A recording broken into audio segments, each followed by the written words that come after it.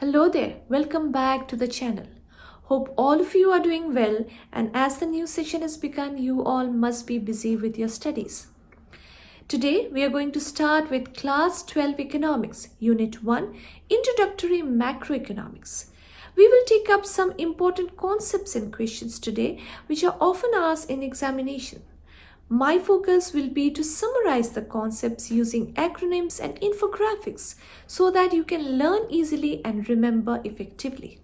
First important question is, what are the main branches of economics?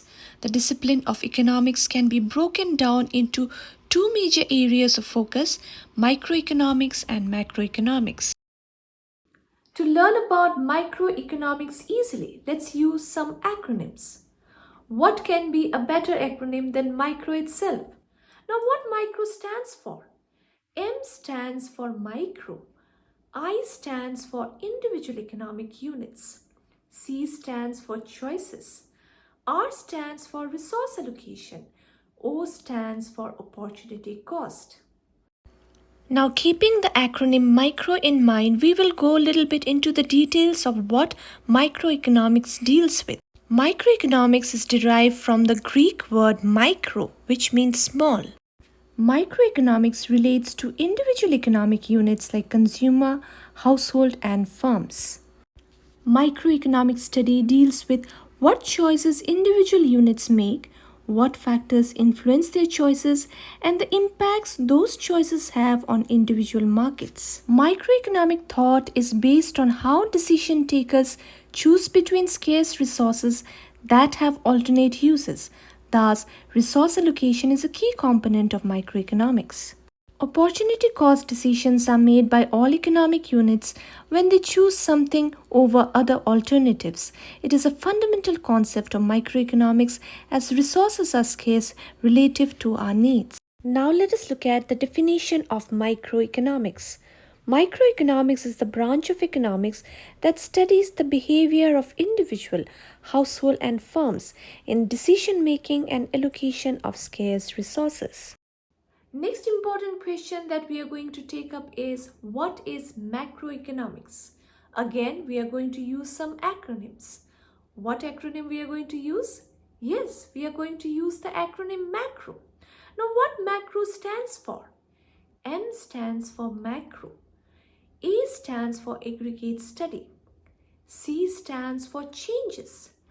R stands for relationships. O stands for overall behavior. Keeping the acronym macro in mind, let us go into the details of what macroeconomics deals with. Macroeconomics is derived from the Greek word macro, which means large. It is a branch of economics that deals with how an economy functions on a large scale.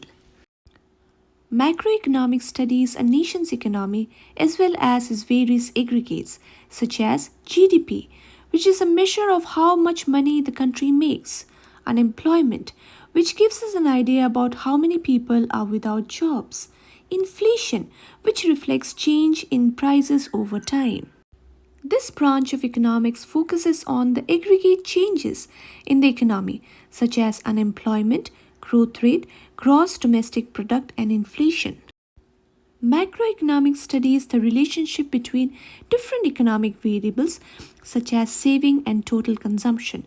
Further, it investigates their functional relationship and interdependence. Macroeconomics studies the behavior and performance of an economy as a whole.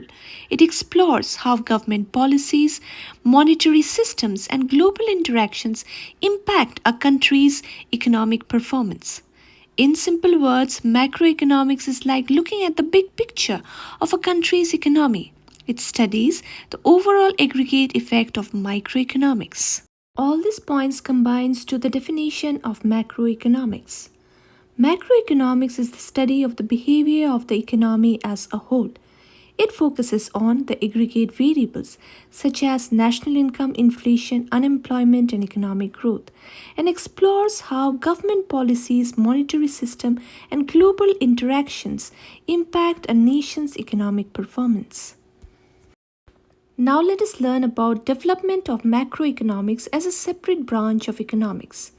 Macroeconomics as a separate branch of economics emerged after the British economist John Maynard Keynes published his celebrated book The General Theory of Employment, Interest and Money in 1936. In the book, Keynes explained the fallout from the Great Depression of the 1930s, when goods went unsold and workers were unemployed. The dominant thinking in economics before Keynes was that all the laborers who are ready to work will find employment and all the factories will be working at their full capacity. This infographic will give us a clear picture of the distinction between micro and macroeconomics. While microeconomics focuses on the choices of individuals and businesses, macroeconomics concentrate on the behavior of the economy as a whole. Microeconomics takes a bottom-up approach and covers several issues like demand, supply, factor pricing, product pricing, economic welfare, production, consumption, etc. Macroeconomics, on the other hand, takes a top-down approach and covers several issues like distribution, national income, employment, money, general price level, etc. While microeconomics is concerned with individual labor markets and consumer behavior, macroeconomics is concerned with national and world economics. Thus, macroeconomics has wider scope as compared to microeconomics. Microeconomics helps to point out how equilibrium can be achieved at a small scale. On the other hand, macroeconomics helps determine the equilibrium level of employment and income of the nation. Microeconomics focuses on supply, demand, and other forces that determine the price level in the economy. The key macroeconomic indicators are gross domestic product, unemployment rate, and the rate of inflation. It was a wonderful experience to look at these concepts which I have studied long time back through acronyms. I also had a lot of fun preparing the infographics for you all. I believe images helps us to learn the concepts easily and remember them effectively. You can save these infographics from In-Depth Economics Facebook page or Instagram. If you find today's tutorial useful, please hit the like button and share it with your friend. I would also appreciate if you share your views with me through the comment section. See you all in the next video. Until then, read, revise and recall. Take care everyone and bye-bye.